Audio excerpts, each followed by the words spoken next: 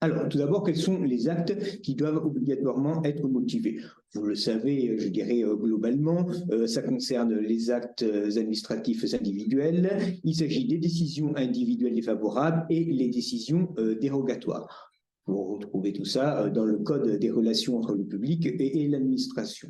On va regarder ici principalement les décisions individuelles défavorables avec l'article L211-2 qui nous dit que les personnes physiques ou morales ont le droit d'être informées sans délai des motifs des décisions administratives individuelles défavorables qui les concernent. Et ensuite vient une liste de ces décisions. Alors parfois c'est assez simple, je dirais on ne va pas réfléchir très longtemps, les décisions qui infligent une sanction. Tout le monde comprend ce qu'est une décision qui inflige une sanction.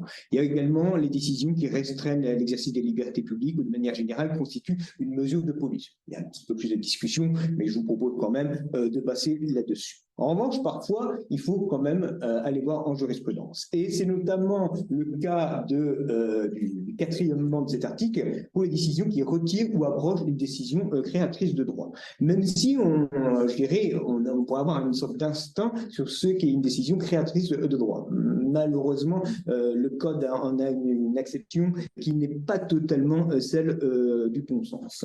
Alors, par exemple, doivent être motivées en fonction publique une décision qui prononce le licenciement d'un agent public stagiaire en cours de stage. En matière d'urbanisme, c'est de manière très classique un arrêté du maire qui retire un permis de construire.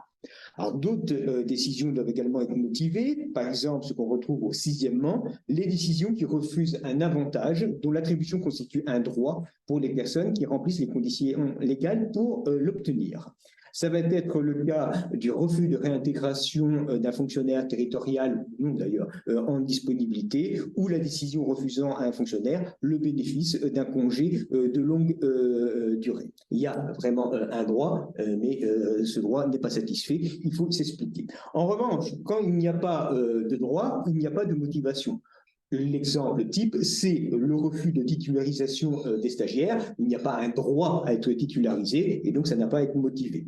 Ensuite, les décisions mettant fin à un contrat à durée déterminée. On le sait tous, il n'y a pas un droit à succession du contrat à durée déterminée. Il n'y a donc pas lieu de motiver. Mais c'est ce qu'on vous a mis en grand, je dirais, sur la slide qui apparaît à l'écran maintenant. Est-ce qu'on doit motiver les décisions non soumises à obligation? Ce n'est pas une très bonne idée a priori, parce que plus il y aura de motivation, plus il y aura d'explications, et sans doute il y aura un peu plus de contentieux. Mais ce qu'il faut distinguer, c'est la motivation formelle, le fait de prendre votre décision, un certain nombre d'éléments de motivation, et la motivation au fond qu'éventuellement vous allez garder pour vous.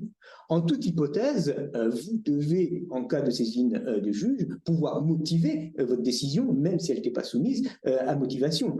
Là, on est en train de parler de la motivation formelle, mais dans tous les cas, il faut être quand même en capacité d'expliquer pourquoi vous avez pris la décision. Et c'est extrêmement important, puisqu'il faut garder à l'esprit que la motivation a deux objectifs. Le premier, on en a déjà parlé, et c'est ce que vise le Code, c'est de permettre à tout destinataire d'un acte administratif d'en connaître la portée. Pourquoi on me refuse telle chose? Mais il y a une deuxième explication qui est liée à la manière dont l'acte va être pris, mais qui est à mon sens bien aussi importante et qui va concerner l'auteur de la décision. Si l'auteur doit motiver, il va réfléchir différemment à la décision qu'il va prendre que sur l'hypothèse où il pourrait prendre cette décision sans motiver.